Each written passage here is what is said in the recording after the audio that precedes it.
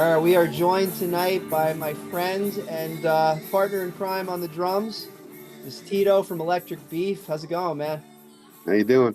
Yeah, so you're doing the Stony Music Fest after party, which is setting up to be pretty cool. I mean, it's still shaping it and everything, but I knew that like when I saw you guys a few years ago, I got the feeling that you were able to create that sort of was that Morris Day and the Time sort of vibe at the parties. So that's what we're going for. So thanks for hopping in on that. Yeah, man. Yeah. That is kind of our thing, the party band thing, Yeah, exactly. So, what have you guys been up to? You do the Casa del Sol thing like almost every week. You got the famous Casa Jam over there. Yeah, that's me and Rachel. Hmm. And yes, I'm actually doing the Sirens of Song Fest with them like next week. Oh yeah, yeah, over at Defiant, right? Yep, yep, Yeah, it's excellent. I'm gonna be over there too. yep. So But you guys are yeah, tight for like years and stuff, right? yeah, I've met Artie a long time ago. I'd known him for a few years before we started a band, and basically I met him through mutual friends. He's a picture framer and he has a gallery. He used to run a lot of like gallery showings, and downstairs in the basement is like a jam space. Mhm. So basically there'd be people upstairs wine and cheese and looking at paintings to buy, and downstairs there would be people jamming. Mhm. So the vibe originally was weird. It was different though. Me and him were just jamming along acoustically and we had a good harmony. And we sort of that was what sort of like locked us into each other, I guess.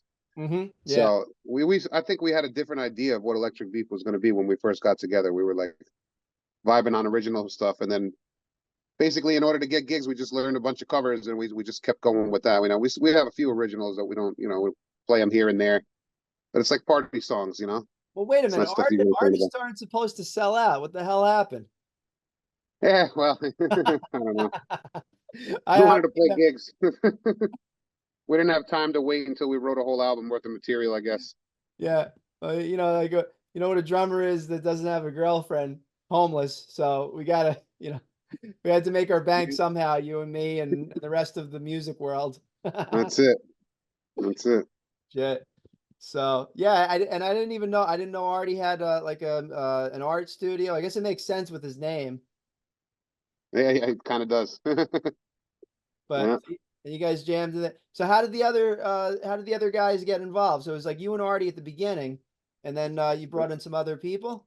Yeah, there was a couple of other guys involved, but Johnny was I've known Johnny since like basically when we were both just out of high school.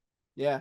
And I was in a few different bands with him over the years, and like he wound up getting a job working nights, so he was out of the scene for a while.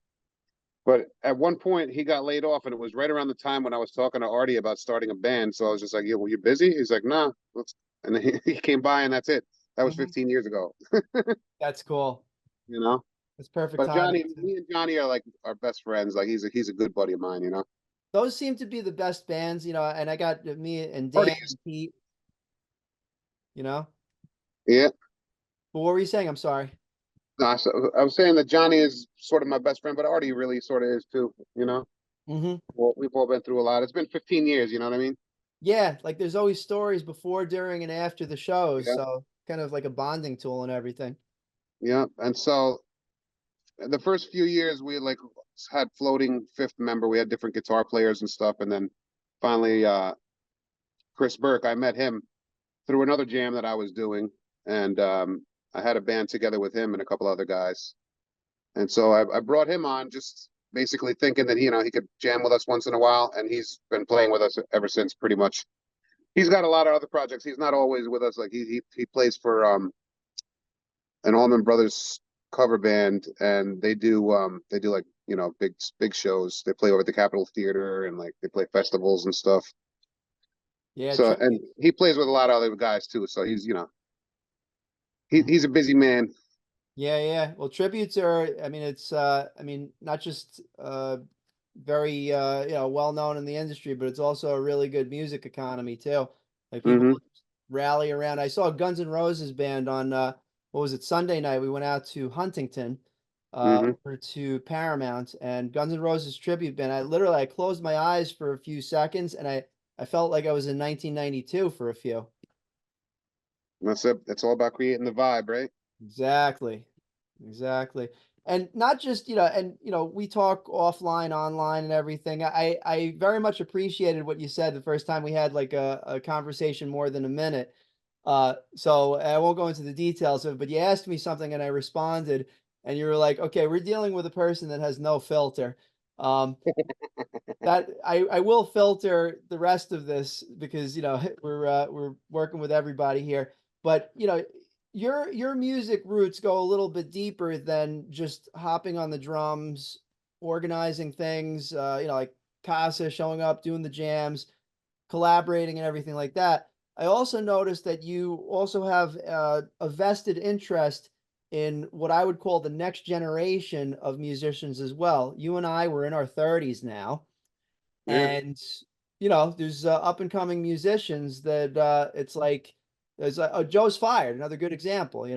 Hmm.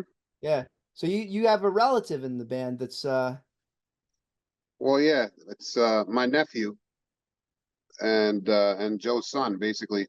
So the roundabout story is me and Joe were in a band called Joe's Late way uh back in the day. And the joke was our friend Eugene was in the band, and Joe was always late to practice because he was the only one that was actually working. So he was showing up after work, and we were there already hanging out, ready to jam. And so we're trying to think of what to name the band. And Eugene is like, "Oh, we should just call the band Joe's Late." And Joe's like, "Nah, we should call it Joe's Got a Job." But then, it just sort of stuck, And Yeah. then anyway, so I'm the drummer of that band. Joe's the guitar player. Now here we are. What? So I don't even want to say how many years later. Yeah, Several yeah. years later. Uh-huh. And Joe's son plays drums, and my nephew plays guitar in this band. And they didn't know what to name it, so what did they call it? Joe's Fired. I'm sure they have a better way of telling the story, but Yeah, no, it works though. It it's works. flattering. It's flattering that they thought of us. Yeah. And it's cool they're going to be playing the music festival too.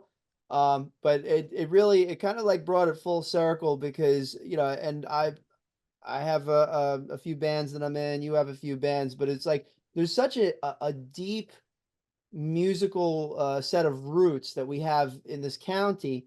And I feel like it's almost, I don't want to call it underground because it's not like that. I mean, there's like bands and things happening all around, but there's like so much that people don't know that happens as far as like the music scene around here. Um, True. do you have like just your thoughts on how things are moving along over the next few years? Like what do you envision, like not just for Electric Beef, but for like the musicians that are up and coming these days? I don't know. I mean, it seems to be. It was rough a couple of years ago, obviously, when nothing was happening. Hell yeah. But it came back. It took a minute, but it came back. Seems to be thriving. I see a lot of new bands out there trying to do their thing. Mm-hmm. You know, Yeah. as far as like Electric Beef, I don't know. We're just sort of playing. We do it for fun. It's a side gig. Yeah. And friends that get along. Everybody else has families and jobs and stuff. Mm-hmm. So that's sort of where that's at. And bringing it back to Electric Beef. So how did the one thing that we haven't covered is how you guys came about the name.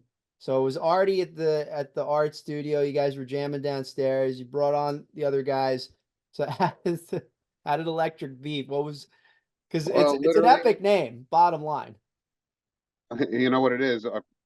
Our friend Jason, Jason Show, and he used to be hanging out with us a lot, and we could never come up with a name that I won't even I can't even remember. But so many ridiculous names popped out when we were trying to think of a name. And Jason out of nowhere is just like, let's just call it Electric Beef, and I was like, that's it. And Yeah. if nobody thinks of a better name, that's the name. That's it. That's what we're doing. Yeah. It just made sense and boom, go with it. That's it. We're doing it. Yep. That's And the nobody thought of ultimate. a better one. So I think that's the name for life. yeah, Kind of like one of those things where you can literally, I mean, you brand it in the side of a cow, but also like upon everybody's souls. yeah, yeah, exactly. So that's cool. Hey, man, thanks for joining us for this. I'm really excited that you're helping out and obviously you're going to be playing, but also kind of like, I don't know, I feel like you're helping to develop the music community around here in a way that I can't. I'm not trying to, but you're just by being there. That's Well, somehow I'm it's like, I'm grateful that that you're including me, man. This is where we grew up, yeah, exactly. Same here. So. right? All right. So for those of you that are watching, again, Stony Music Fest, the finale. It's July 10th through the 13th. Electric Beef is playing at Patriot Lounge. And I think the time is going to be around 9 o'clock and everything. You got to have a ticket. All right. You got to have a ticket or you're not allowed in. Bottom line. And if you have kids, we have a babysitter, group of people that can help. You can find a babysitter or whatever, because this is over 21. We're going to have a great time. We're going to get home safe, Uber, whatever you gotta catch Electric Beef. Bottom line, legendary. And we'll have a few other surprises that night. So, hey man, I'll talk to you very soon. And All right. all right. All Peace. right. Thank you, man. Yeah. Later.